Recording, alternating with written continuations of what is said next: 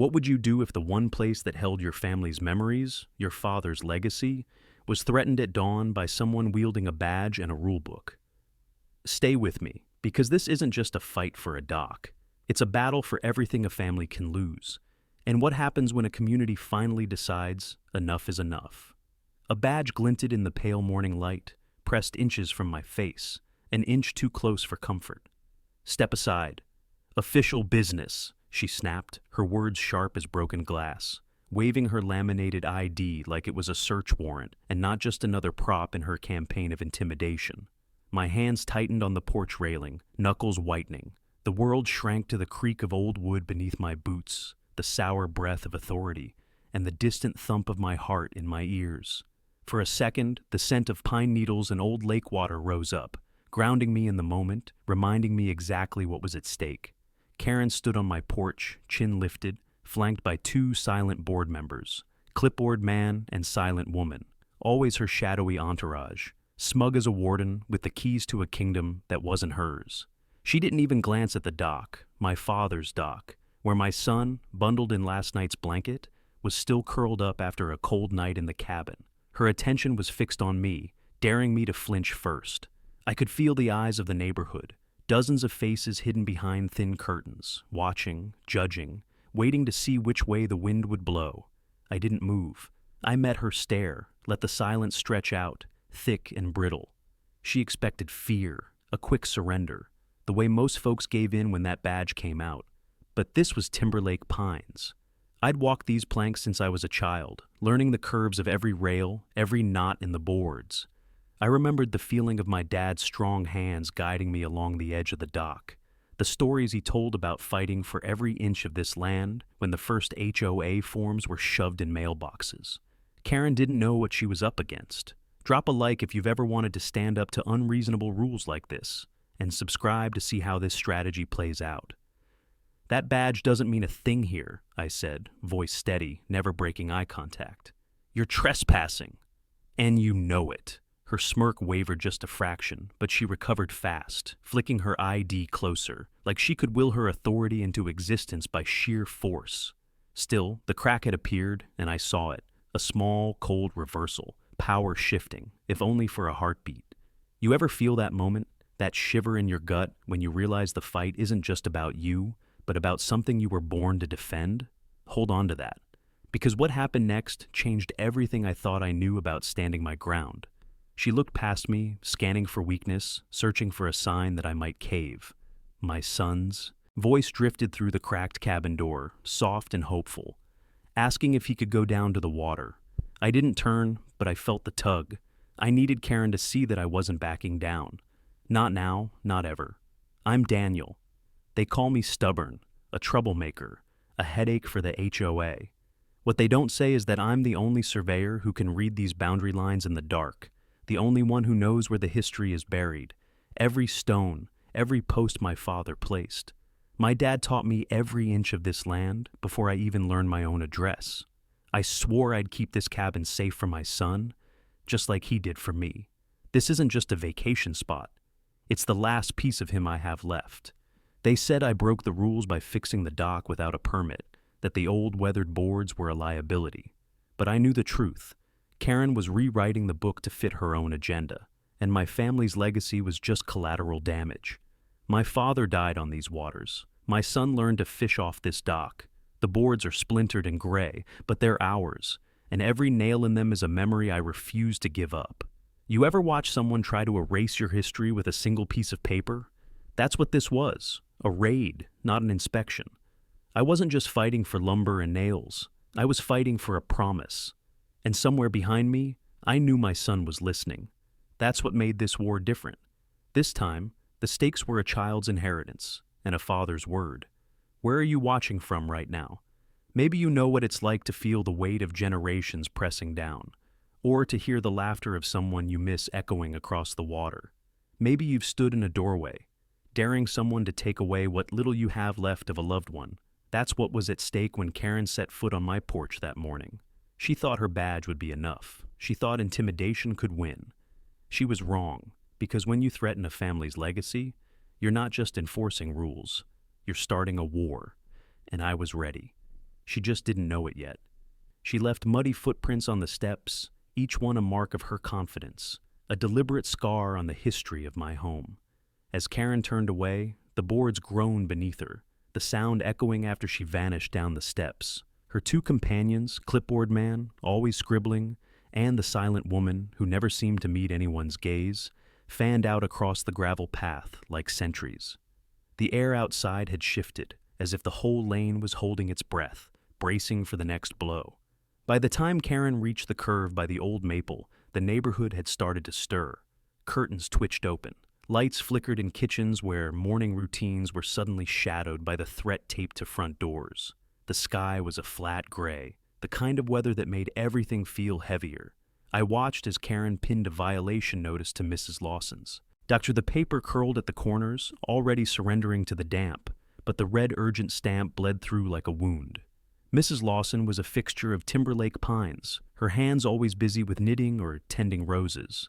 But that morning, she only stood behind the window, lips pressed thin, eyes glistening. Her grandkids' drawings still hung on her refrigerator. I saw her clutch the edge of the sink as Karen retreated, and for a moment, I wished I could do more than just watch. Next door, the Lang's mailbox sagged under the weight of two identical warnings. I could almost see the stress etched into their movements as they left for work, checking over their shoulders, careful to lock every latch. A third notice would mean losing their lake privileges, whatever that meant today. It was a phrase Karen wielded like a sword, threatening to cut off the one joy these families still claimed for themselves. Every cabin on this lane told its own story. Faded flags fluttering, fishing rods stacked like the spines of old battles, swings still creaking from summers past. Karen wanted conformity, a cold order that would make Timberlake pines easier to manage, easier to sell if the right buyer came along. But the real community lived in the clutter, the chipped paint, the patched fences, the chaos that meant someone still cared enough to repair instead of replace. Her notices weren't just warnings. They were an attempt to erase the very history that made these homes matter. Fear worked quietly. I watched it move from porch to porch as neighbors glanced at one another, voices lowering, conversations shifting to whispers. Some gave in, scrubbing paint, dragging old chairs to the curb before Karen could single them out.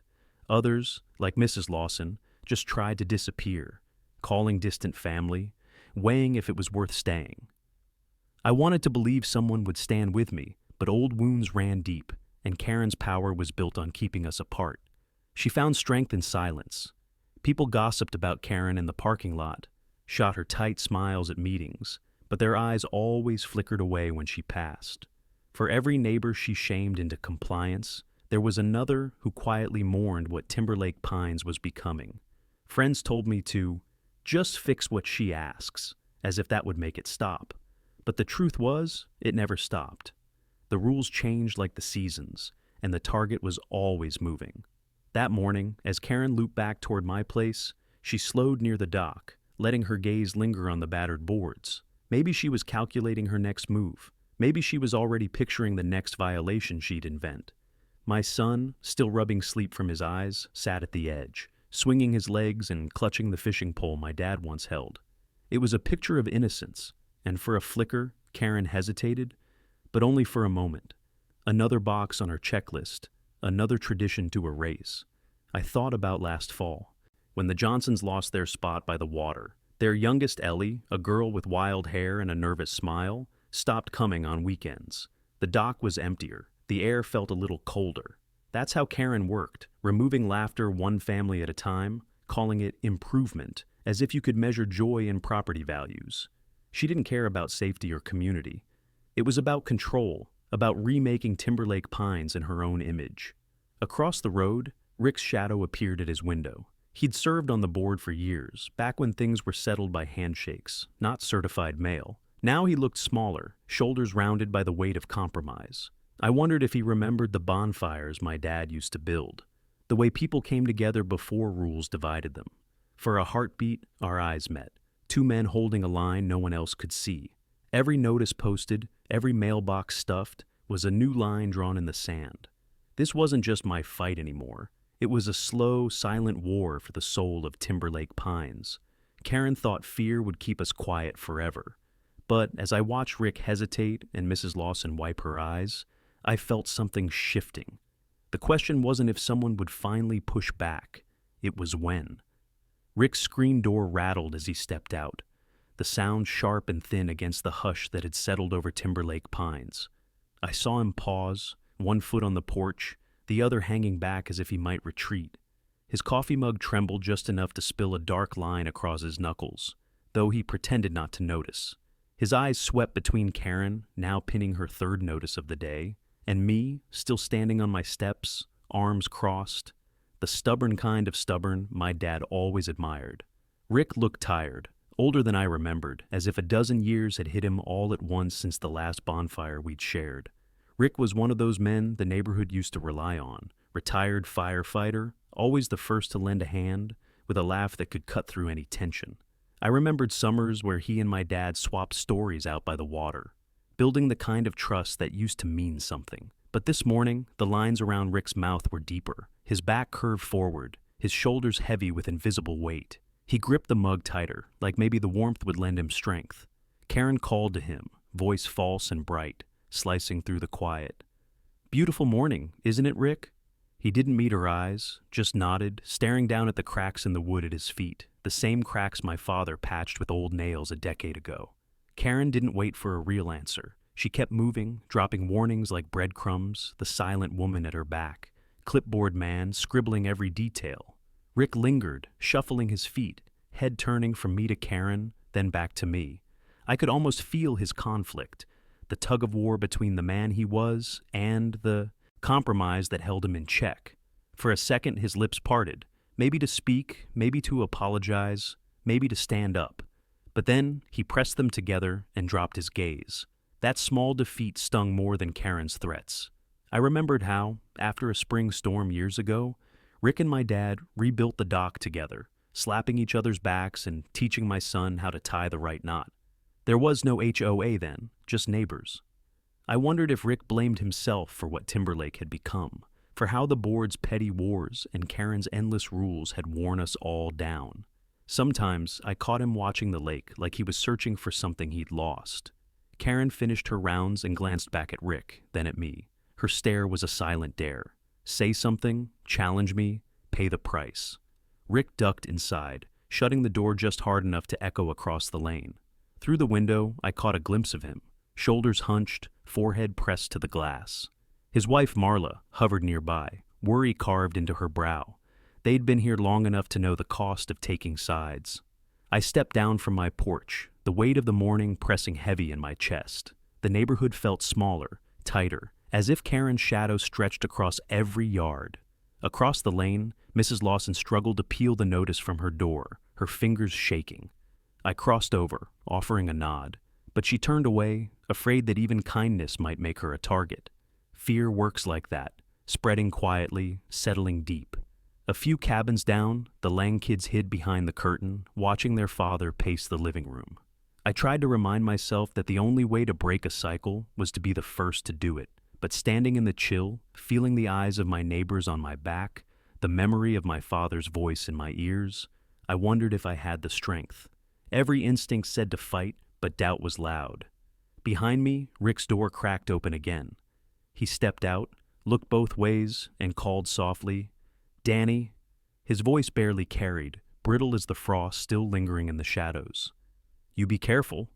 He didn't wait for my answer, slipping back inside before Karen could notice. It wasn't much, but in that moment, it was everything. A warning from a man who used to face down fire, now beaten by red tape and fear. I felt the truth settle heavy.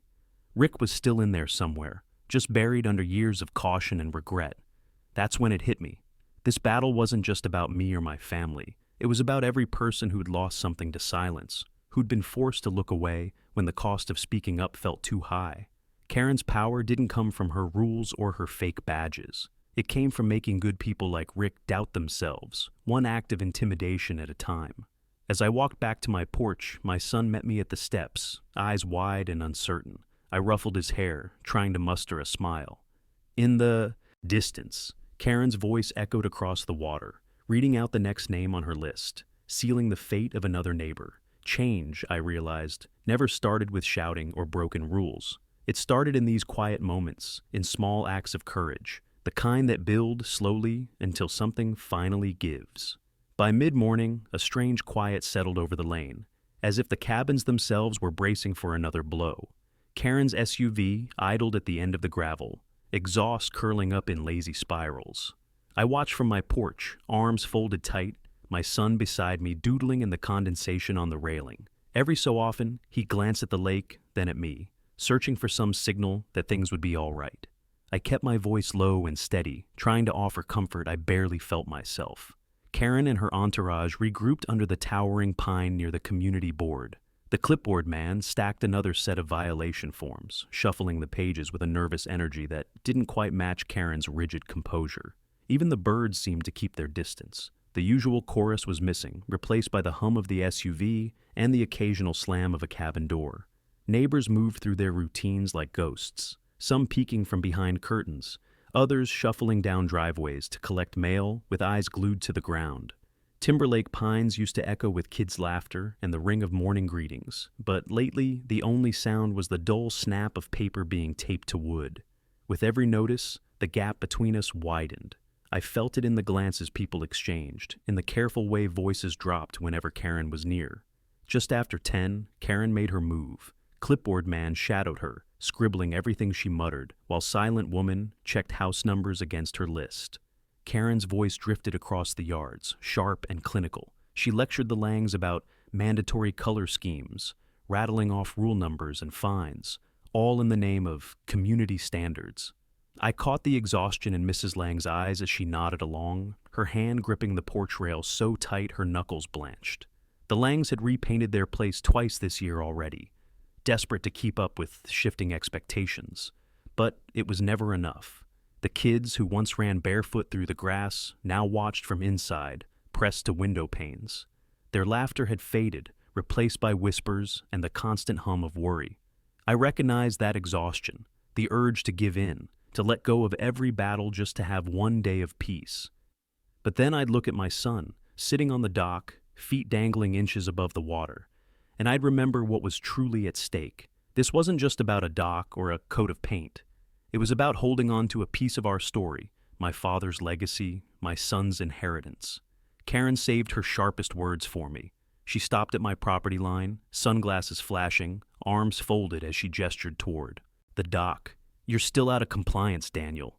That dock's a hazard. The board will have to escalate this. Her threat hung there, weighty and personal, as if daring me to contradict her in front of the neighbors. Clipboard man scribbled furiously. I kept my tone calm. If you want to talk safety, I'll show you every bolt and brace on that dock. My father built it to last. But Karen just turned, voice crisp as ice. We'll see what the inspector says. She tossed another notice onto my steps, the third this month, then strode off, certain she'd won another round. Inside, the confrontation left a raw ache in my chest. I tried to shake it off, to focus on making lunch or reading to my son, but the sense of violation lingered. The neighborhood felt smaller with each passing hour, the boundaries closing in. Word spread quickly. Karen was talking about hiring an outside contractor to evaluate every dock on the lake, threatening fines so steep some families might be forced out. Her campaign was more than just rules.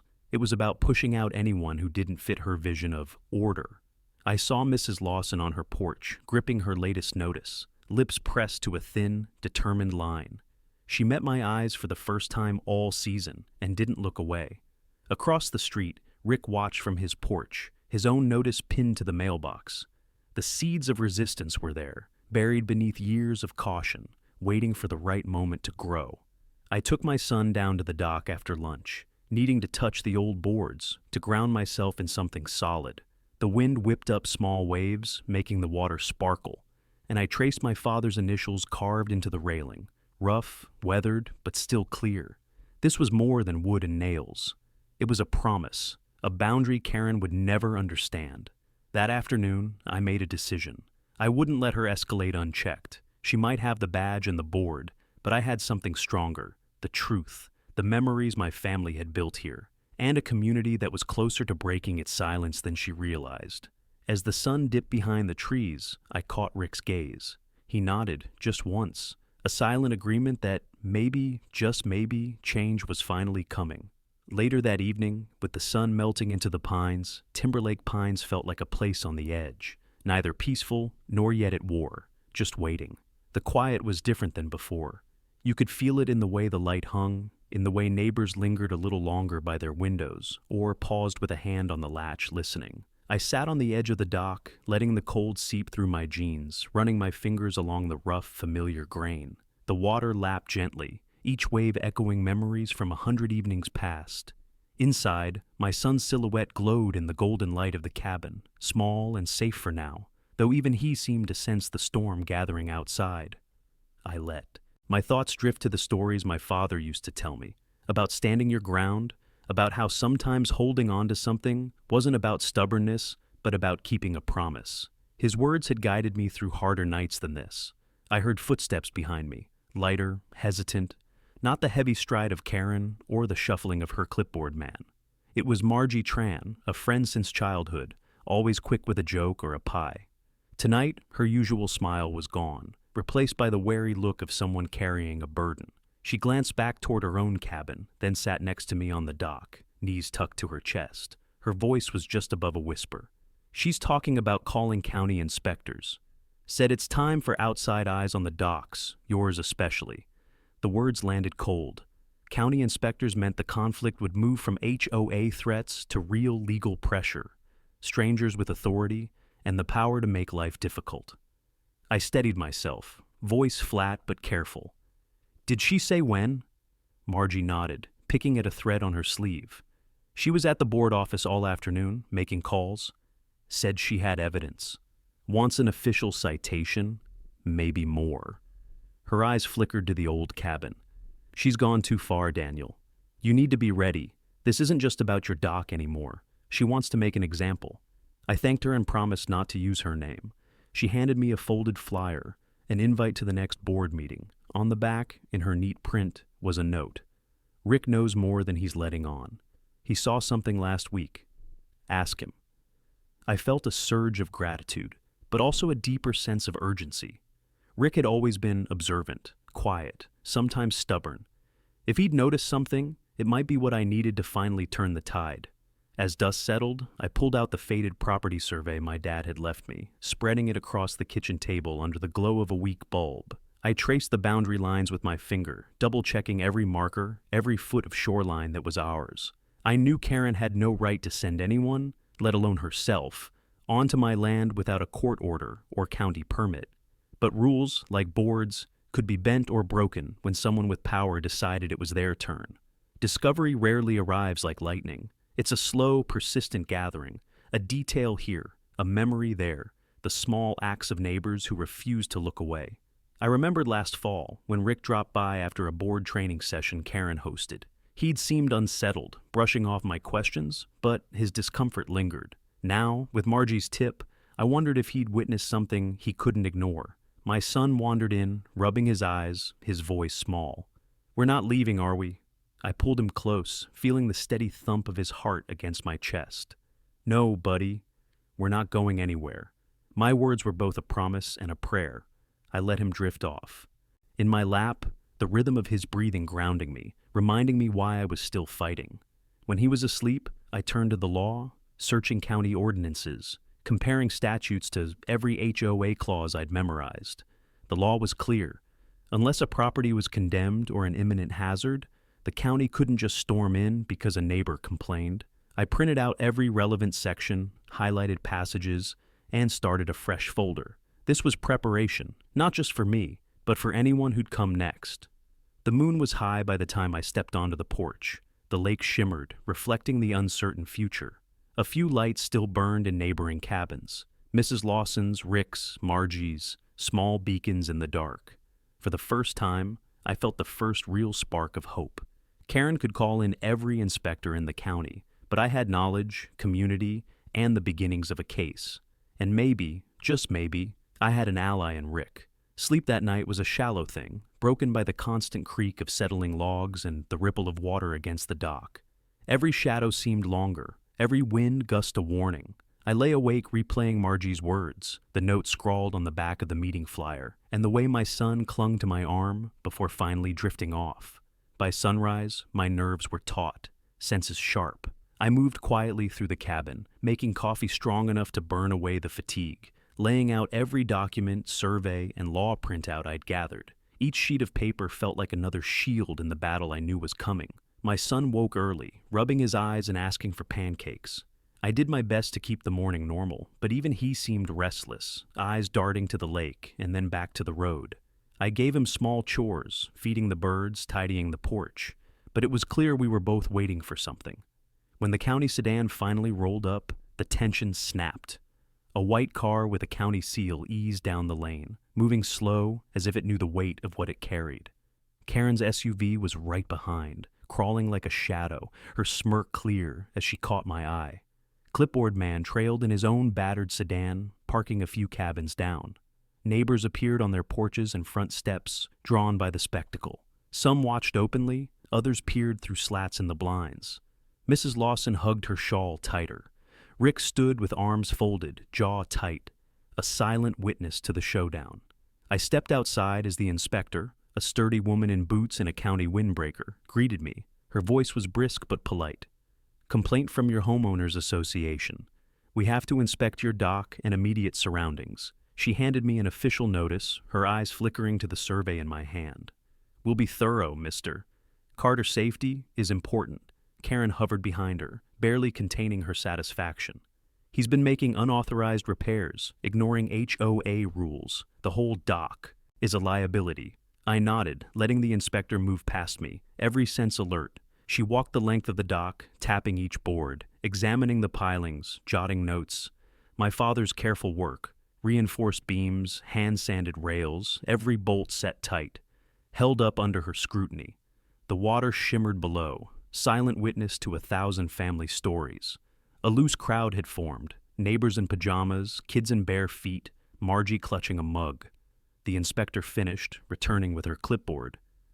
"There's nothing here that violates county safety standards," she announced quietly. "Well maintained, some wear, but no hazards." Karen's face went rigid. "Are you sure?" "He's a repeat offender." The inspector's tone was flat.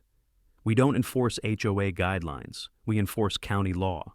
My report will reflect that a ripple went through the crowd." Karen, eyes hard, left in silence, slamming her car door hard enough to startle a nearby flock of crows.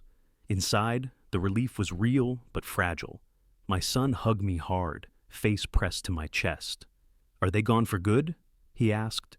I shook my head. "Not yet, but we're not alone." I printed the inspector's report and added it to my growing folder, writing down every detail while the memory was fresh.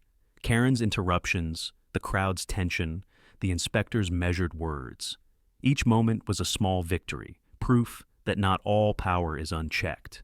Rick lingered near the curb, his stance uncertain. I caught his eye, offering a nod, but he only hesitated, then turned and walked away, shoulders slumped. Even so, I felt a new current among the neighbors. Cautious nods, whispered encouragement, a hint that fear was losing its grip. "We saw everything," Mrs. Lawson whispered later, squeezing my hand. "We're with you." It wasn't a promise of open rebellion, but it was a start. That afternoon, I sat with my son on the weathered dock, our legs swinging above the water. I told him stories about his grandfather, about fights worth having, and the courage to stand firm even when the rules seemed stacked against you. The water sparkled, calm for now. But I knew Karen wouldn't quit. The next move would have to be ours. As dusk crept in, I felt the weight of every watchful eye, every silent hope. Timberlake Pines wasn't Karen's to rule. Not anymore. The fight was far from over, but for the first time, I truly believed we could win. And as I locked up for the night, I realized that hope, quiet, stubborn, and shared, was the one thing she couldn't ever take away. Twilight painted Timberlake Pines in hues of bruised purple and faded gold as I stepped outside to lock up the shed. Every sense felt heightened, the chirp of insects, the hush of the lake, the faint echo of Karen's earlier threats rattling inside my head. I was so caught up in what came next, I almost missed Rick standing at the edge of my yard, hands buried deep in his pockets, shoulders rounded in a way that made him look smaller than he ever had before. He looked like a man who'd been waiting for hours, but still wasn't sure he'd made the right decision. His eyes flicked between the lane, the darkening sky, and me. When our gazes met, I saw the storm of regret and anxiety swirling behind his glasses, a battle between guilt and resolve. I called his name quietly, careful not to draw attention, and motioned for him to come inside. He hesitated for a moment, then shuffled forward, shoes scuffing the dirt, shoulders hunched as if bracing for impact. Inside, the kitchen lights cast a yellow warmth, but Rick remained by the door, twisting his wedding ring until the skin beneath turned red. He started and stopped speaking 3 times before words finally came. "I can't do this anymore, Danny. Not after what I saw last week." His voice was hoarse, barely a whisper, every syllable heavy with years of silence. He pressed a folded paper into my hand, the same HOA memo Karen had waved around at the last board meeting, but now that I could see it up close, the signature was all wrong. Rick's hands shook as he explained. "She's been using fake badges, Daniel. She printed them herself, told the board the paperwork was all approved, but none of us ever signed off. She bragged about it to me and a couple of the others, said nobody checks as long as you look official enough." My jaw clenched. The memo spelled it out in black and white. Unauthorized inspections, stage board approvals, Karen's name at the bottom of every page. Rick swallowed hard, his voice cracking. "She told me if I played along, she'd protect Marla's job. You know how much she needs that work at the pharmacy. Karen threatened to make things hard for her if I didn't cooperate. I tried to believe it would blow over, but after today, after the inspector, I realized Karen's lost control. I can't be part of this anymore." For the first time in months, I saw the real Rick, the one who used to lead fire drills, who helped rebuild the dock after the big storm, who cheered my son's first dive into the lake. He finally looked me in the eye, his face etched with relief and shame.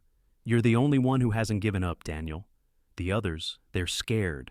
They think she owns the board, the county, hell, even the sheriff. But I know you. Your dad wouldn't have let this go, and neither should we." His words cut through the residue of fear. "I'll testify if it comes to that," he said, voice firmer now. "I'll tell them everything, the badges, the threats, the way she bullies people into signing things that aren't real. I owe you. I owe myself." For a moment, we both stood in silence, the only sound the slow ticking of the clock and the distant calls of night birds. I put a hand on his shoulder, feeling the relief and vulnerability radiate from him. "You're not alone anymore, Rick. I promise," he left as quietly as he'd come, disappearing into the dusk. I opened the memo, scanning every word, every forged signature, every piece of evidence Karen had tried to hide. I added it to my growing file, the inspector's report, photos of Karen's badges, and now Rick's confession. I recorded everything he said, careful to note the threats against Marla, the manipulation, the lies, proof. Not just for me, but for everyone who might be next. That night, after my son drifted off to sleep, I sat by the window and listened to the lake lap against the pilings. Hope mingled with fear. There was real risk in what Rick had just done, but for the first time, it was Karen who ought to be scared. We had truth on our side now, a real witness, evidence, the law. The missing piece had arrived. Tomorrow, I would bring it all to the sheriff. The file felt heavier in my hands than any toolbox my father ever owned. As I tucked it away, I allowed myself a moment of cautious hope, watching the moonlight ripple across the water, knowing that Timberlake Pines was closer than ever to taking back what we'd lost. Sleep was little more than a rumor that night. Every sound, each sigh of the wind, every crack of the old porch made my heart kick faster. I kept replaying Rick's words, the feel of the forged memo in my hands, the relief and fear in his eyes. My mind whirred with plans and contingencies. If Karen caught wind that someone had flipped, would she double down? Would she lash out? Would my family's fight be enough to protect the others she'd threatened? Before dawn, I sat at the kitchen table, clutching a mug of coffee that had long since gone cold. My file of evidence sat open. Rick's memo, my surveys, the inspector's official findings, Margie's warning. Each page was another link in a chain, connecting the pattern of intimidation Karen had spun through Timberlake Pines. With every new document, the picture grew sharper, no longer just a personal vendetta, but a campaign of manufactured fear that had bled into every home. As the first pale light crept through the window, I went over Rick's statement one more time. His confession was raw and detailed, naming names, describing dates and meetings, even recounting the moments Karen had cornered him in private. He was risking everything: his reputation, his wife's job, even the friendships he'd built over decades. For his sake, and for the sake of every family who'd been bullied into silence, I had to be methodical. One mistake could see it all swept under the rug. I scanned every document, uploading digital copies to a secure drive I'd set up just for this.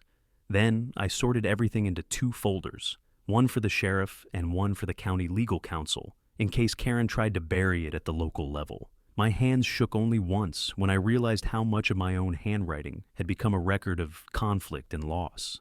I typed up a detailed timeline, highlighting the forged signatures, the fake badges, the unauthorized raids, and, most damning, the threats Karen had leveled against Rick and his wife. By mid-morning, I was ready. But I didn't want to walk into the sheriff's office alone. I called Margie. Her kitchen was always a place of calm and community, cluttered with recipes and the sweet smell of cooling pies. She listened as I explained, her jaw clenching in anger, then softening with resolve. "You're not going alone, Daniel. She's got friends in town, but you've got us." She promised to quietly gather a few neighbors, people who'd seen too much for too long. "You gave them a reason to believe again," she said, sliding a fresh mug of coffee across the table. Back at the cabin, my son hovered in the doorway, his uncertainty plain. I crouched, pulling him close, trying to shield him from what I couldn't fully explain. "I have to do something important today, for Grandpa and for everyone here. But I need you to stay with Margie until I'm back. Can you do that for me?" He nodded, but worry lingered in his eyes. The weight of everything I was trying to protect seemed to settle on his small shoulders, and I realized this fight would shape not just my future, but his as well. Walking down the lane, I caught glimpses of neighbors at their windows, Mrs. Lawson watering her garden, Rick by his truck, Margie waving from her porch. There was a charge in the air, the sense that the old ways might be ending, that something braver was rising to take their place. Fear was giving way to hope, and hope to a kind of quiet, angry resolve. At the sheriff's office, Margie and 2 other neighbors waited outside, their presence a shield as much as a show of solidarity. The receptionist's eyes widened when I slid the thick folder across the counter and asked to speak with Sheriff Vaughn. Within minutes, I was ushered into a small office, recounting every detail from the beginning, every badge, every threat, every neighbor who'd been pushed just far enough to consider leaving. The sheriff listened, stone-faced but attentive, asking precise questions as she flipped through Rick's affidavit, the memos, and the county report. When I finished, she let out a slow breath. "You did the right thing," she said quietly. "But you need to be prepared. People like Karen don't go quietly." She promised immediate action, and for the first time in months, I felt the weight on my chest lift just enough to breathe. As I walked out, Margie squeezed my arm, whispering, "You started something today. Don't let go." That afternoon, I returned to the lake, the water glinting with the first real hope in a long while. We weren't finished yet, but I knew we were finally fighting back with more than just stubbornness. We had truth, and now, each other. I stepped out of the sheriff's office with the late morning sun stinging my eyes, my head still spinning from everything I'd just laid out. The air felt lighter, the kind of crispness that follows a hard rain, but underneath, a different tension pulsed, a waiting, a holding of breath across Timberlake pines. Margie caught up to me on the steps, offering a squeeze of my arm and a soft, "We've got your back." I nodded, gratitude flooding through me, and watched her head down the sidewalk to spread the word, neighbor by neighbor, house by house. Back at the cabin, my son was on the porch with Mrs. Lawson, their laughter a rare, hopeful sound that cracked the heaviness of the day. He looked up as I approached, searching my face for answers. I mustered a smile, kneeling down to tousle his hair. "We did what was right," I told him, quiet but certain. He grinned, then darted back to his game. For a heartbeat, I let myself imagine an ordinary summer, lazy afternoons, fishing poles, the kind of peace my father fought so hard to preserve. But the job wasn't finished. I turned to my stack of evidence, Rick's signed statement, the inspector's report, every photo, every copied memo. I scanned and rescanned each page, saving digital backups, slipping USB drives into a coffee tin, hiding one in the hollow behind my father's old tool chest. The air in the cabin seemed charged, humming with anticipation. I set up a group text for the core neighbors who'd shown quiet courage. No gossip, no drama, just quick updates and a promise. We're in this together. No one stands alone. The rest of the day was a blur of small tasks with outsized meaning. Margie checked in by phone, letting me know she'd talked to a few more families, easing their fears, offering practical advice on what to say, or not say, if Karen came calling. Rick kept his distance, but his text came through near dusk. Sheriff asked if I'd testify.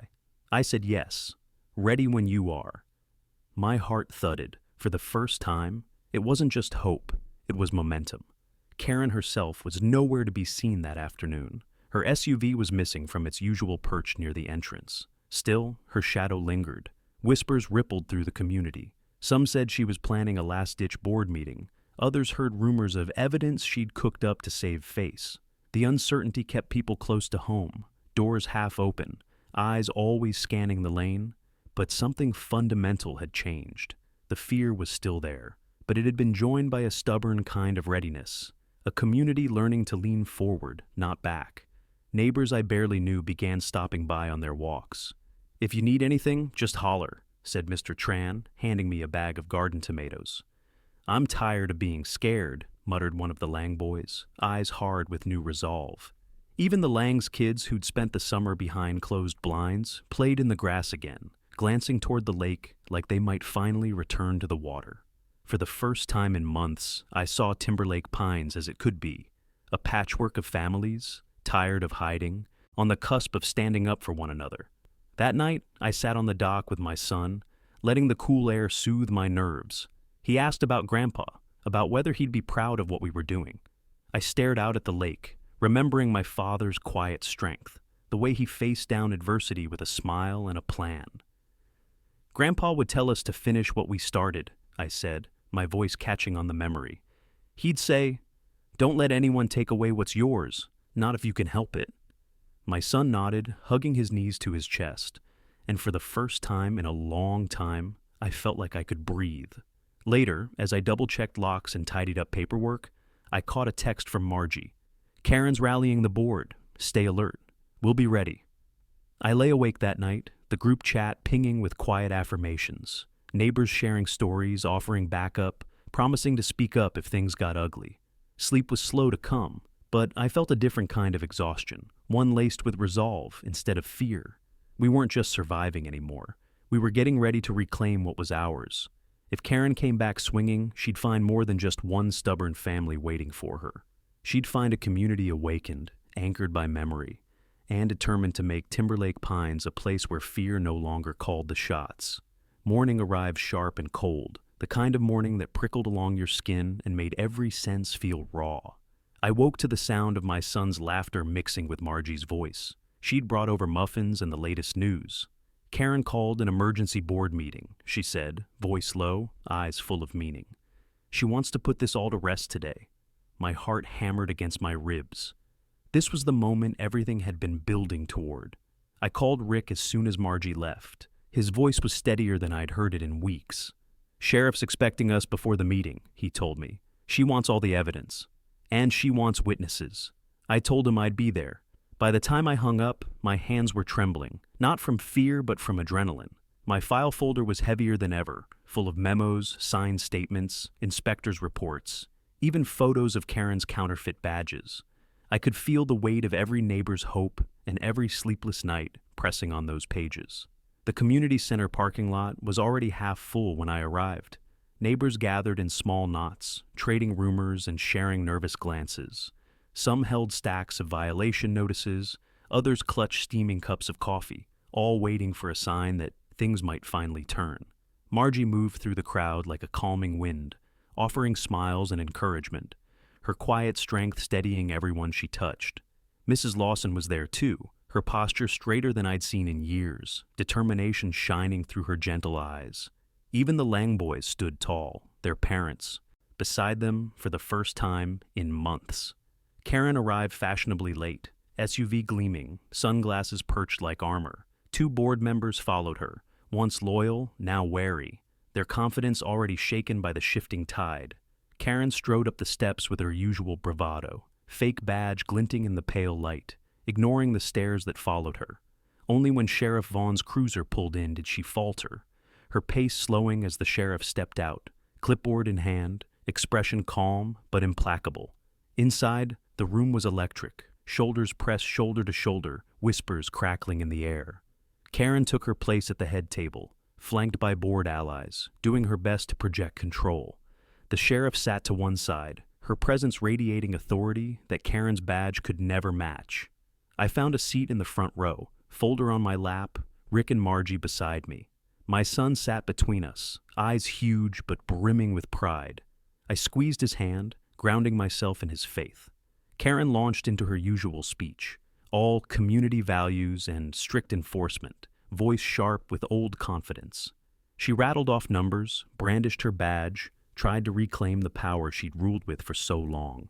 But the mood in the room had changed. Neighbors exchanged glances, backs straightening, chins lifting. A few, like Mrs. Lawson, sat taller, no longer cowed by threats. When Karen opened the floor to public concerns, I stood, voice clear and unwavering. I laid out Rick's evidence, the fake memos, the unauthorized badges, the whispered threats. Each word was a stone placed in the foundation of our case. Rick stood next, his confession brave and trembling, recounting Karen's bullying, her manipulation of the board, her threats to his family. Margie added her voice, her testimony steady, detailing how Karen had systematically used fear to silence neighbors and force compliance. The room held its breath. Karen fumbled through her papers, her face twisting with disbelief and anger. The sheriff stood, finally breaking the tension. She asked Karen, in front of everyone, to present her official credentials. Karen's hands shook as she passed them over. Sheriff Vaughn inspected every document, her eyes cold and precise. It didn't take long. The sheriff turned to the crowd, her voice ringing through the hall. "These badges are counterfeit. These memos are forgeries. There will be an investigation. Effective immediately, Karen Fielding is suspended from all HOA activities pending review." The silence was absolute, then burst into murmurs of shock and relief. The board members slid away from Karen's side, their support evaporating as quickly as it had formed. People lingered after the meeting ended, voices filled with relief, joy, and disbelief. For the first time in months, hope was more than just a whisper. I hugged my son tight, Margie by my side, feeling the tension ebb away. The dawn of real change was finally here, and Timberlake Pines felt like home again. The air in the community center crackled with a kind of tension I'd never felt before, a release and a reckoning at once. Neighbors huddled in clusters, some eyes still wide with disbelief, others shining with relief. The sheriff's words echoed in every conversation: investigation, counterfeit, suspended. Years of frustration and silence had finally found their voice. For the first time in months, people lingered, not out of fear of what might happen next, but because they wanted to witness it, to share in a new beginning. I stood by the door, folder clutched tight, heart still racing from the confrontation. Rick was at my side, his face pale but lighter than it had been in years, as if a heavy weight had finally been lifted. Margie hovered nearby, offering comforting smiles and fielding questions from neighbors who approached with gratitude, curiosity, or their own stories to share. For every person who stepped forward, there were two more standing at the edge, hope and disbelief mingling in their cautious eyes. Mrs. Lawson approached first, her voice trembling but proud. "You don't know what this means to me," she said, tears glistening as she told me how close she'd come to leaving. "My grandkids, they can visit again. We don't have to hide." She hugged me, squeezing tighter than I expected, and I realized just how much this had cost her, and how much it meant to get it back. Across the room, the Lang's oldest shook my hand, nodding thanks before ushering his little brother toward the cookie table, freedom in their steps. The sheriff's team moved quietly through the crowd, collecting statements, taking photos of memos, recording stories of how Karen had enforced rules through fear, silence, and manipulation. Rick gave his account in a low, steady voice, each sentence shedding another layer of guilt. I added what I could, every timeline, every document, every name and date that might matter. Margie handed over a stack of notices, each stamped with the same forged signature. One by one, more neighbors joined the line, voicing how the rules had changed, how fines had multiplied, how kindness had become a risk. Karen herself sat rigid at the end of the head table, eyes glazed, face pale beneath the fluorescent lights. Her badge, stripped from her neck by the sheriff, sat on the table in full view, no longer a weapon, but evidence. The room seemed to bend around her, the board members inching away as if physical distance could erase their complicity. A deputy stood nearby, silent but imposing, a reminder that authority in Timberlake Pines had shifted for good. In the midst of the commotion, I spotted my son across the room, perched on a folding chair, swinging his legs and smiling at Mrs. Lawson's grandkids. I crossed to him, crouching down. "You did good, Dad," he whispered, pride and awe shining in his eyes. I ruffled his hair, the knot in my chest finally beginning to unravel. "Grandpa would be proud." Those words hit harder than any violation ever could. When the last statements were given, Sheriff Vaughn called for attention, her voice carrying authority and compassion. "No one person is above the law, not in this county, not in any community. If you've been wronged, speak up. If you've been afraid, you're not alone. Timberlake Pines is stronger than any rule or badge." The crowd erupted in applause, relief, and hope rippling through every corner of the hall. Some neighbors wept openly, hugging each other, reclaiming a sense of belonging that had been eroded for years. Outside, the sky had brightened, the world washed clean by the morning. People lingered in the parking lot, swapping numbers, sharing homemade coffee cakes, and plans for a real block party. For the first time, there was talk of reviewing every bylaw, of electing a new board with real community input, of honoring the legacy of families who built Timberlake Pines with sweat and stubbornness, not just signatures on paper. As I stood with Rick and Margie, the three of us silent for a long moment, I realized the fight had ended. But something else was just beginning, a new chapter, full of possibility and restoration. If you've ever longed for a day when the truth wins out over fear, you know this feeling. It's hope, hard-won and sweet as the first breeze of spring. Timberlake Pines was ours again, and I was determined to keep it that way. Sunrise brought a gentle warmth to Timberlake Pines, a softness that seemed to settle into every porch and pine needle. The dock, weathered and carved with the initials of 3 generations, was bathed in golden light. I stood at its edge with my son, the world finally quiet around us. No more footsteps on the gravel, no threats at the door, no uneasy silence straining from cabin to cabin. For the first time all summer, the lake was just a lake, shimmering with promise, echoing with the laughter of children and the distant splash of a diving bird. The sheriff's investigation unfolded quickly, the weight of evidence too much to ignore. Karen was charged with fraud, forgery, and multiple counts of harassment. Her resignation was swift, the board dissolved within a week, and a new election set for neighbors who had once been strangers to one another. Rick joined the transition committee, the old light returning to his eyes as he threw himself into building, not just bylaws, but trust. Margie baked her legendary pies for every gathering, her kitchen once again the beating heart of Timberlake. Mrs. Lawson, free of fear, invited her grandchildren for weekend sleepovers, her porch bursting with life and color. Change rippled out in unexpected ways. The new board invited every family to share their story, to help review and rewrite the rules so they reflected what mattered: legacy, respect, and community, not arbitrary power. The dock, so long a battleground, was officially recognized as a historic landmark. Its splintered planks and rough railings were preserved, a symbol of stubbornness and hope. My father's initials were cleaned and sealed, his memory woven deeper into the fabric of Timberlake Pines. The community chose to celebrate every difference, every patched fence, every flower box that made the cabins unique. Strangers became neighbors again. There were setbacks too, moments of doubt, old habits resurfacing. Some neighbors struggled to let go of caution, to trust that the fear was truly gone. But each bonfire, each shared meal, each night spent under the stars brought us closer together. Kids played in the grass without glancing at their parents for permission. Music drifted from open windows. The lake, once a dividing line, became our meeting place again. We honored the legacy of those who'd fought to keep it. My father, Rick's old crew, every quiet act of courage that built something lasting. On the last night before summer's end, my son and I sat at the end of the dock, feet dangling above glassy water, the sky ablaze with the colors of another day well lived. He asked if we were safe, if it was really over. I wrapped my arm around his small shoulders, holding him close. We are, I told him. Not just because Karen's gone, but because people stood together. We didn't let fear win.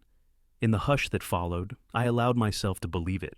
For the first time in years, I felt the tension in my chest dissolve, replaced by the easy, aching pride of someone who kept a promise. Want more powerful stories of homeowners fighting back against HOA abuse? Tap subscribe and let us know your own battle in the comments. Your voice matters, maybe more than you know. Every community has its bullies, its battles, its moments of darkness. But it's the people willing to step into the light, to risk something for what's right, who shape the legacy that endures. As the stars blinked on, neighbors gathered one last time for a block party. Rick grilled burgers. Margie's pies vanished in minutes. Kids raced from porch to porch, their laughter rolling across the water, a sound I'd worried I might never hear again. Even Mrs. Lawson, usually reserved, joined in the games, a grandchild on each knee, eyes crinkled with joy. Timberlake Pines had found itself again. Not through rules, but through resilience and the slow work of trust restored. Before bed, I took one final walk around the property, tracing the survey lines my father had marked so many years ago. Each boundary was more than just a point on a map. It was a promise, a living memory. As I closed the cabin door, I whispered a silent thank you to him, to every neighbor who refused to let fear dictate their story, to the stubborn hope that carried us through. The water was calm, the world at peace. I breathed in the scent of pine and earth, my son's laughter still ringing in my ears. I promised again, this place, this family, this memory, they'd never take it from us. Timberlake Pines belonged to its people, and as long as we remembered that, it always would.